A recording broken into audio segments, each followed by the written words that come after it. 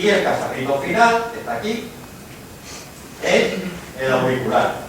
Porque esas emisoras de radio se oían en auricular.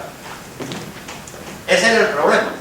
De hecho, yo tuve una que fabriqué en mi casa y la conectaba a los alambres de tender la ropa de mi madre y al colchón, al somier de mi cama. Y de noche me acostaba y me ponía a escuchar la radio y se oía maravillosamente las 2 o 3 emisoras locales que había en aquella época. Y era una gozada, porque además radio no tenía todo el mundo en aquella época, como es lógico. Entonces, los principales defectos eran que solamente se podía oír en auricular y solamente emisoras locales. Pero claro, la cosa va evolucionando. Y se descubre después el triodo. El triodo, que está simbolizado con este cacharro que se ve aquí, es que entre el emisor y las placas receptoras se mete una rejilla, que así se llama rejilla, que es esa parte del brazo que viene aquí, que permite que las señales que lleguen se amplifiquen. Entonces, el sistema de sintonía, primero esta es la captación, digamos, esta es la parte de sintonía, en el condensador variable, como hemos dicho, ese de ahí, era el botón que salía de la radio al que se le daba para sintonizar la emisora. ¿Está bien? Luego el triodo era un amplificador y aquí se volvía a hacer una amplificación, volviendo a sintonizar la frecuencia que nos interesaba. Generalmente, este condensador y este estaban en paralelo sobre un mismo eje y formaban lo que se llamaba un tándem. Estaba en ese mando que tenía la radio para sintonizar. Bueno, esto no podía tener más de 2 o 3 etapas de amplificación en radiofrecuencia, como hemos dicho. Y además tenía la ventaja de que ya se oía en altavoz, ya era una ventaja. ¿Qué ocurre? Bueno, pues que este receptor, que se llamó receptor de radiofrecuencia sintonizada, queda por una configuración definitiva, que es la que aparece ahí en ese dibujo. Es decir, teníamos la sintonía, la amplificación, la detección y luego amplificación en baja frecuencia. ¿Me explico? Hemos dicho que amplificábamos en radiofrecuencia con un tándem y las etapas, 2 o 3 etapas como máximo. Después teníamos la detección y después la amplificación en baja frecuencia. La detección era que mediante un sistema diodos, las señales que llegaban, que como hemos dicho eran las ondas de sonido sobre las ondas de radio, pues se recortaban, es decir, se quitaba la mitad de abajo y se dejaba la mitad de arriba, con lo que quedaba esa onda que iba a caballo sobre la onda de radio y quedaba el audio, es decir, la señal de sonido. Entonces, se metía una amplificación en baja frecuencia, que es la última, y se oía en altavoz. ¿Problemas que tenía? Bueno, pues el principal problema es que hemos dicho que amplificábamos en radiofrecuencias. Las radiofrecuencias pueden ser relativamente elevadas. Y entonces el receptor perdía mucho, tenía muchas pérdidas en las varias etapas de amplificación, con lo cual por eso no se podían poner más de 2 o 3. Aleluya. Aparece una nueva idea. Ahí tenemos, en la parte de arriba, esto es un sistema de realimentación. La realimentación consiste en que yo tengo una señal de entrada, que está aquí señalada, tengo un proceso, un circuito, un equipo, lo que sea, y una señal de salida. Y parte de la señal de salida y la realimento en la entrada. Al realimentar en la entrada, lo que tengo es lo que en radio se llama una mejor ganancia, es decir, mejoraba la señal, tenía mejor señal.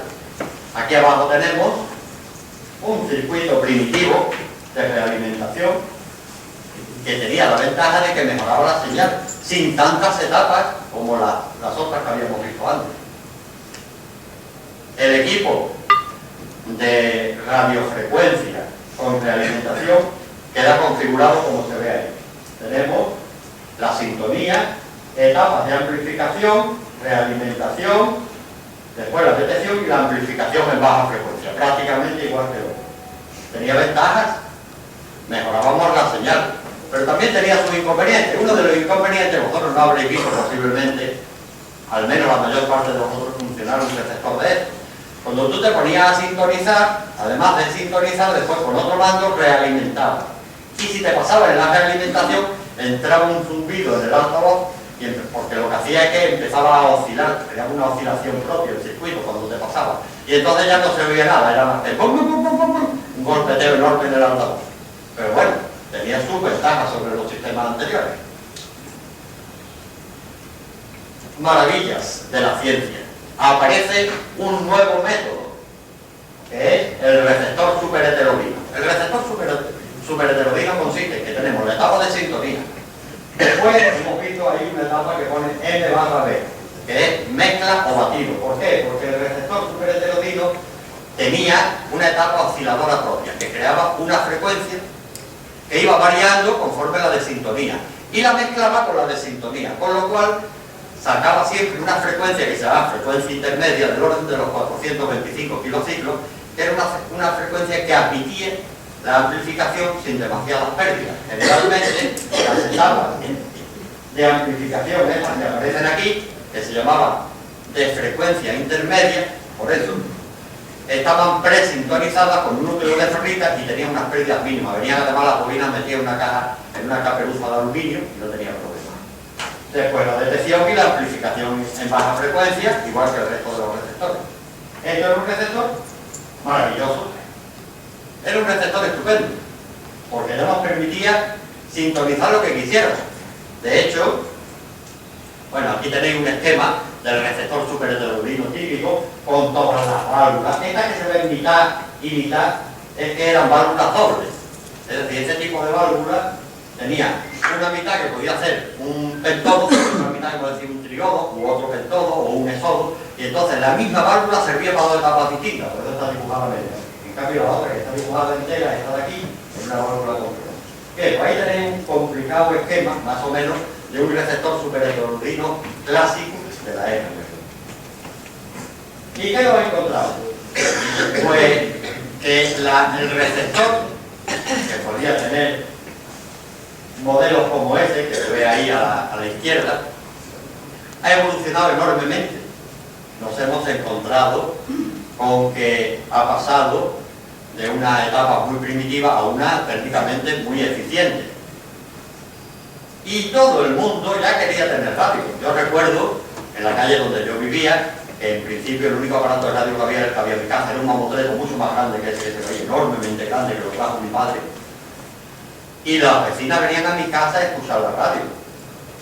Y de noche además se oía, con mucho cuidadito, en voz baja, se oía la BBC y se oía Radio Pirenaica, pero claro, de noche, con las puertas cerradas y bajito, porque si pasaban por allí la Guardia Civil, la habías cagado, evidentemente. Eso era lógico. Con lo cual, pues te daban muchas prestaciones. Y esos equipos de radio habían quedado preciosos, su mueblecito de madera barnizado, un dial de plástico o de cristal detrás del que aparecía una aguja que se movía o bien circularmente o bien desplazándose así, con los nombres de las emisoras. Y te decía, por ejemplo, Radio Bombay. Y tú decías, joder, qué emisora más buena. Evidentemente Radio Bombay no aparecía allí. También te aparecían las frecuencias de las distintas emisoras que podías captar. Y además tenía onda normal, media y corta, y había algunos con onda larga. Y según que con un computador ibas cambiando, según qué onda cogiera, te aparecía un pilotito con color distinto. Había lucecitas en rojo, en verde, aquello era una maravilla.